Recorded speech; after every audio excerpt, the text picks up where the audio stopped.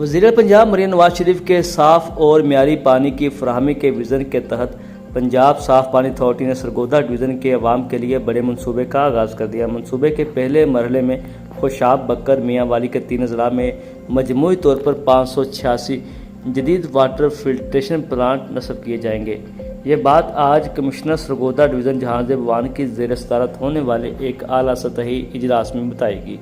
जिसमें पंजाब साफ़ पानी अथॉरिटी के CEO नवीद अहमद ने वीडियो लिंक के ज़रिए मनसूबे की तफसीलात पेश की।